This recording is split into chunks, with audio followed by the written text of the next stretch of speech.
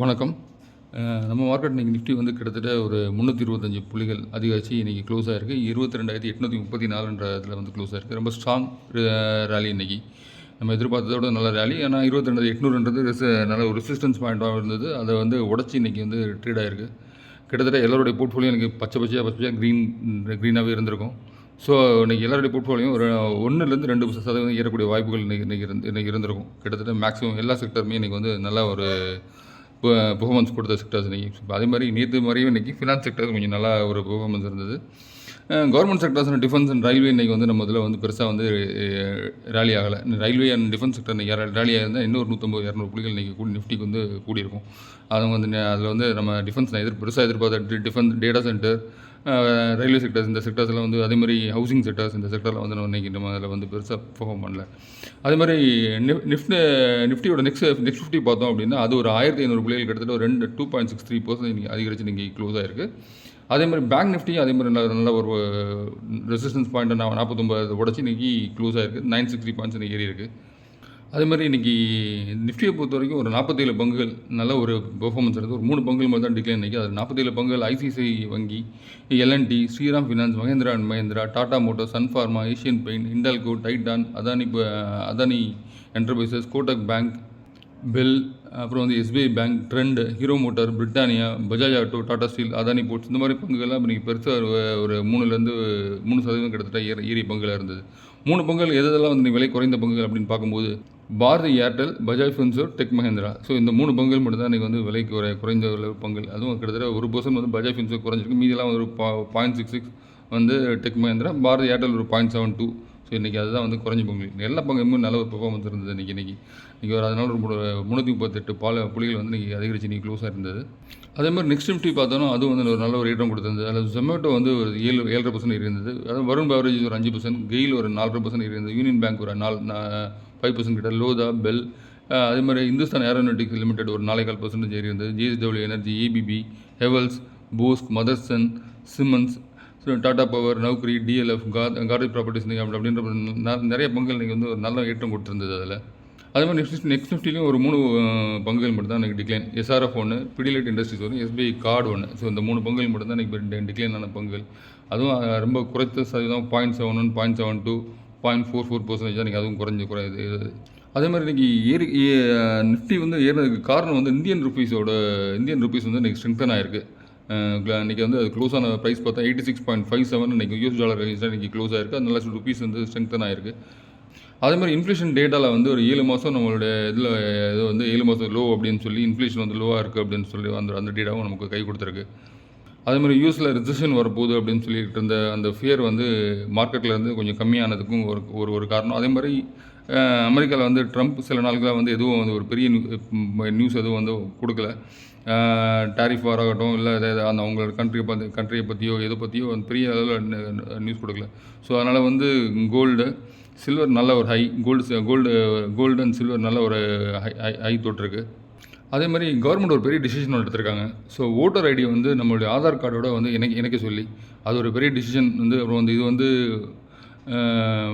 அதாவது fake ID உள்ள voters எல்லாம் வந்து குறைவாங்க. 2-3 ஓட்டர் ஐடி வச்சுருக்கவங்களெல்லாம் வந்து இனிமேட்டு இருக்காது. இனிமேட்டு வந்து ஆதார் ஐடி வந்து ஓட்டர் ஐடியோட இணைச்சிட்டா ஸோ ஒரு ஆதாருக்கு ஒரு ஓட்டர் ஐடி மட்டும்தான் உங்களுக்கு வந்து இது வரும். 2-3 ஓட்டர் ஐடியெலாம் வந்து வச்சுருக்க முடியாது. ஸோ எலெக்ஷன் கமிஷன் வந்து அதுக்கு வந்து இது சாங்ஷன் பண்ணியிருக்காங்க. அது ஒரு பிக் நியூஸ் இப்போ அது. அதே மாதிரி டிமார்ட் வந்து இன்றைக்கி வந்து ஒரு புதிய 2 கடைகள் திறந்துருக்கிறதாகவும் கடைகளோட எண்ணிக்கை வந்து ஒரு 398 உயர்ந்திருக்கிறதா அறிக்கை கொடுத்துருக்காங்க. அதே மாதிரி நிஃப்டி பார்த்தோம் அப்படின்னா 21 பிப்ரவரிக்கு அடுத்து இன்றைக்கி தான் வந்து அந்த 22,800ன்றத இதை வந்து உடச்சி க்ளோஸ் ஆகிருக்கு. 24 பிப்ரவரிக்கு ஆஃப்டர் இன்றைக்கி தான் வந்து அந்த 22,800 அப்படின்றது கிராஸ் பண்ணியிருக்கு. அதே மாதிரி Nifty mid cap and small cap 2வது நாளாக இன்றைக்கி செஷன் முடியும் போது இன்றைக்கி பாசிட்டிவாக முடிஞ்சிருக்கு. அதே மாதிரி பெரும்பாலான செக்டர் வந்து இன்றைக்கி வந்து பாசிட்டிவ் க்ளோஸ். அதே மாதிரி பேங்க் நிஃப்டி பார்த்தோம் அப்படின்னா 3 வாரத்தோட ஹையை வந்து இன்றைக்கி பிரேக் பண்ணியிருக்கு. அதே மாதிரி ஆட்டோ செக்டர்ஸ் பார்த்தோம் அப்படின்னா அது ஒரு 2 வீக்ஸ் ஹையை வந்து பிரேக் பண்ணியிருக்கு. அதேமாதிரி மெட்டல் ஸ்டாக் வந்து 1 வாரம் ஹை அது வந்து அதுவும் பிரேக் பண்ணியிருக்கு. அட்வான்ஸ் ஃபார் செகண்ட் செஷனை வந்து தொடர்ந்து வந்து 2வது நாளாக வந்து அது இன்றைக்கி பாசிட்டிவ் க்ளோஸ் இது. அதே மாதிரி எஃப்எம்சிஜி செக்டர் கடந்த ஒரு 4 வாரத்தில் இன்றைக்கி 4 வாரத்தோட ஹையை வந்து இன்றைக்கி பிரேக் பண்ணி மேலே வந்திருக்கு. அதுவும் இன்றைக்கி அது ஒரு பாசிட்டிவ் அது எஃப்எம்சிஜி செக்டர்ஸ்க்கு. அதேமாதிரி கல்யாண் ஜுவல்லர்ஸோட ஷேர்ஸை வந்து ரொம்ப லாங் ஆஃப்டர் வந்து அந்த இறங்கினதுக்கு பிறகு டிஐஸ் இன்றைக்கி தான் வந்து அதை பையிங் ரேஞ்சுக்கு கொண்டு வந்து பை பண்ண ஆரம்பிச்சிருக்காங்க. அதேமாதிரி ஜியோ ஐபிஓ வந்து இன்னும் ஒரு 4லேருந்து ஒரு 6 மாதத்துக்குள்ளே ஜியோ ஐபிஓ வரதுக்கான வாய்ப்புகள் இருக்குது அப்படின்னு சொல்லி மார்க்கெட்டில் தெரிவிச்சிருக்காங்க. அதுமாதிரி ஜியோ ஃபினான்ஷியல் ஷேர் வந்து இன்றைக்கி வந்து அவங்களோட ஷேர் வந்து இன்றைக்கி வந்து பிளாக் டீல் வந்து ஒரு 27.3 லட்சம் ஷேர்ஸ் வந்து இன்றைக்கி பிளாக் டீல் நடந்திருக்கு ஜியோ ஃபினான்ஷியலோட ஷேர்ஸ் இன்றைக்கி.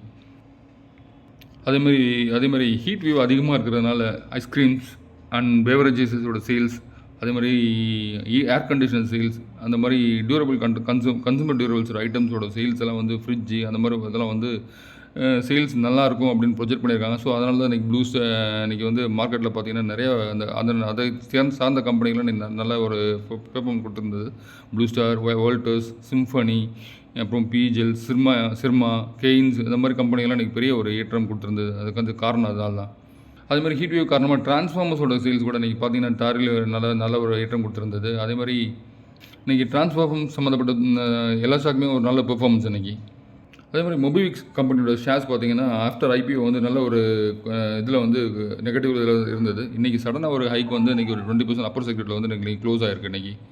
அதேமாதிரி ஜென்சல் இன்ஜினியரிங் பார்த்தோம் அப்படின்னா கண்டினியூஸ் ஃபால் 15ஆவது நாள் இன்றைக்கி தொடர்ந்து ஃபால் ஆகிருக்கு. இன்றைக்கி ஒரு 5% லோவர் சர்க்யூட் இன்றைக்கி.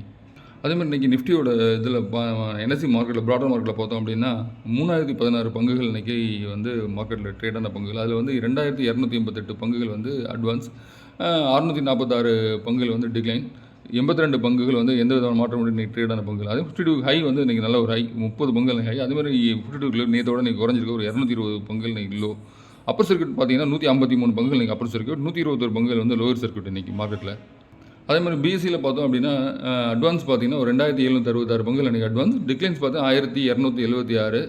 அதேமாதிரி இன்றைக்கி அப்பர் சர்க்யூட் வந்து பார்த்தோம் அப்படின்னா ஸோ 50 ஹை பார்த்தோம்னா 65, லோ வந்து ஒரு 294 பங்குகள் இதில் பிஎஸ்சியில்.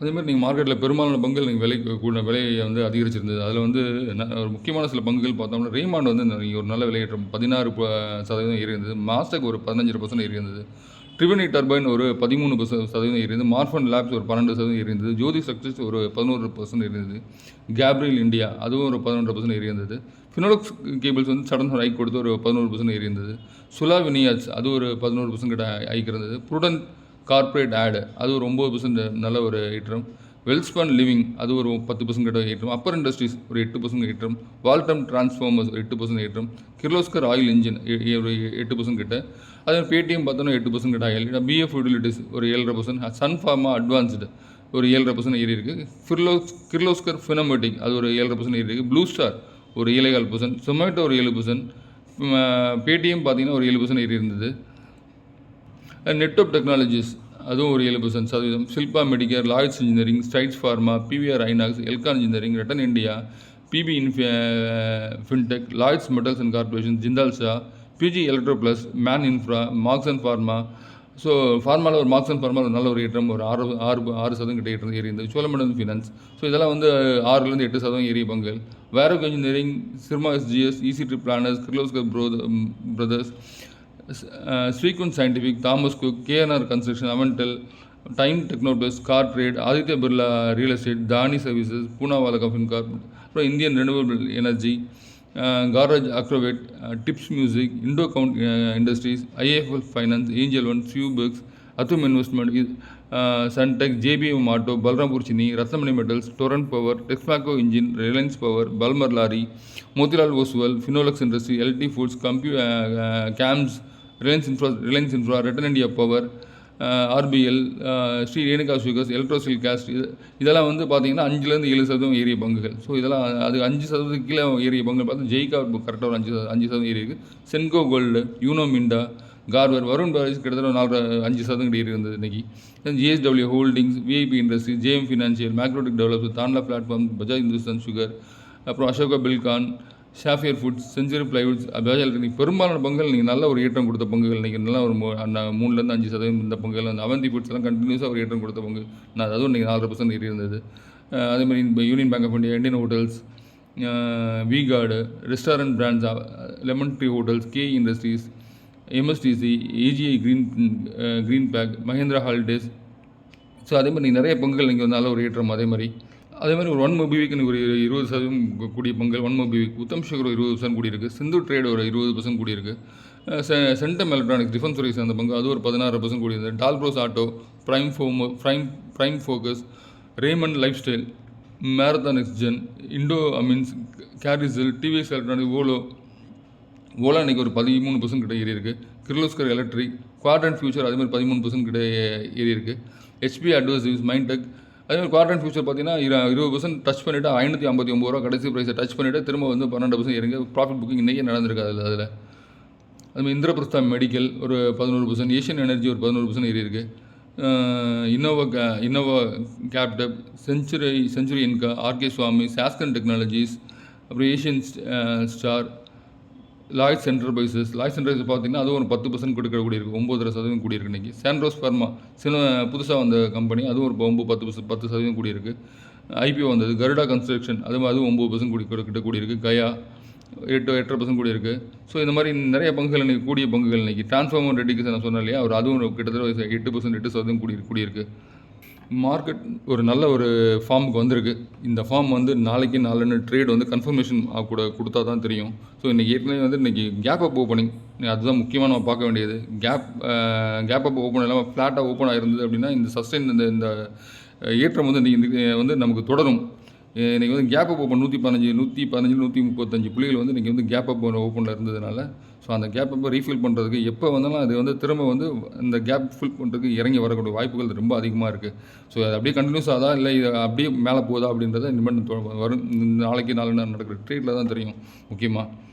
அதேமாதிரி மார்க்கெட் வந்து ட்ரெண்ட் கண்டினியூ ஆச்சு அப்படின்னா டிஃபென்ஸ் செக்டர், ரயில்வே செக்டரோடு சேர்ந்த பங்கு இதெல்லாம் வந்து இன்னும் சரியாக ஏற்றம் கொடுக்கல. அதே மாதிரி அட்கோ, ஸோ அது மாதிரி இந்த ரியாலிட்டி சேர்ந்த பங்குகள்லாம் வந்து இன்னும் சரியாக ஏற்றம் கொடுக்காத பங்குகளாக இருக்குது. இன்றைக்கி வந்து தனியார் துறை சார்ந்த பங்குகளும் வங்கித்துறை சார்ந்த பங்குகள் மட்டும்தான் இன்றைக்கி வந்து ஒரு நல்ல பெர்ஃபார்மன்ஸ் கொடுத்துருக்கு. எல்லாருடைய போர்ட்ஃபோலியும் கிட்டத்தட்ட 1% 2% ஏறி இருக்கும். ஆனால் 1% கூட ஏறலை அப்படின்னா உங்களுடைய போர்ட்ஃபோலியோ வந்து என்னென்ன பங்குகள் வச்சுருக்கீங்க அப்படின்றத கொஞ்சம் ரீஷெட்யூல் பண்ணுற மாதிரி பாருங்கள். இந்த பங்குகள் நல்ல பங்குகளாக நல்ல நல்ல நல்ல உயரக்கூடிய பங்குகளா அப்படின்றத கொஞ்சம் ரீஷெட்யூல் பண்ணுற மாதிரி பாருங்கள். ஸோ ஏன்னா இன்றைக்கி மார்க்கெட் வச்சு 1% ஒரு 2% உங்களோட போர்ட்ஃபோலியோ கூடியிருக்கணும். அன்றைக்கி கூடலை அப்படின்னா நீங்கள் வச்சுருக்க பங்குகள் வந்து சரி நல்ல பங்குகள் கிடையாது அப்படின்ற இந்த ஒரு எடுத்துக்கலாம். ஏன்னா நீங்கள் கிட்டத்தட்ட எல்லா பங்குகளும் ஒரு 5% உங்களுக்கு கூடியிருக்கு. அது மாதிரி ரயில்வே துறை சார்ந்த பங்குகள், டிஃபென்ஸ் துறை சார்ந்த பங்குகள் வச்சுருந்தீங்க அப்படின்னா அந்த பங்குகள் மட்டும் வச்சுருந்தீங்கன்னா அது நீங்கள் சரியாக கூடல ஒரு 2% 1% தான் கூடியிருக்கும். அது இன்னும் வந்து அடுத்த 2-3 சீசனில் வந்து கூடக்கூடிய வாய்ப்புகள் உண்டு. தொடர்ந்து கவனிக்கலாம் சந்தையை. அதே மாதிரி ரொம்ப நாளுக்கு பிறகு எஃப்ஐஎஸ் இன்றைக்கி வந்து பை பண்ண ஆரம்பிச்சிருக்காங்க. இன்றைக்கி எஃப்ஐஎஸோட பையிங் வந்து 695 கோடி ரூபாய்க்கு நம்ம மார்க்கெட்டில் இன்றைக்கி பை பண்ணியிருக்காங்க. மார்க்கெட்டில் வந்து பாசிட்டிவாக வந்து ட்ரெண்ட் வந்து ரிவர்சல் ஆக ஆரம்பிச்சிது அப்படின்னா சில பங்குகள் வந்து நல்ல பெர்ஃபார்மன்ஸ் பண்ண ஆரம்பிக்கும். அந்த சில பங்குகள்லாம் சொல்கிறேன். அந்த பங்குகள்லாம் வந்து நீங்கள் வந்து வாங்கணும் அப்படின்னா உங்கள் செபி ரிஜிஸ்டர் அட்வைசர்கிட்ட ஆலோசனை பண்ணிவிட்டு அந்த பங்குகள்லாம் வந்து நீங்கள் வாங்கலாமா வேண்டாமன்ற முடிவு பண்ணிவிட்டு வாங்குங்க. ஸோ இதில் வந்து நிஃப்டி வந்து ஏற்றம் கொடுக்கணும் அப்படின்னா முதல் தரமான பங்கு ஃபஸ்ட்டு ரிலையன்ஸ். ஸோ இது ரிலையன்ஸ் ஏறிச்சு அப்படின்னா ஒரு நிஃப்டியில் வந்து ஒரு 20% ஏறிச்சு அப்படின்னா நிஃப்டியில் வந்து ஒரு 50-60 புள்ளிகள் வந்து ஏறும். ஸோ அதே மாதிரி நிஃப்டிஸ் வந்து பஜாஜ் ஃபின்ஸோ, அப்புறம் வந்து இன்ஃபோசிஸ் நல்ல ஒரு விலை குறைஞ்சிருக்கு. ஸோ அதெல்லாம் வந்து நிஃப்டியில் சேர்ந்த பங்குகள் வந்து அதுவும் HDFC பேங்க், ஆக்சிஸ் பேங்க் இதெல்லாம் வந்து கன்சிடர் பண்ணலாம்.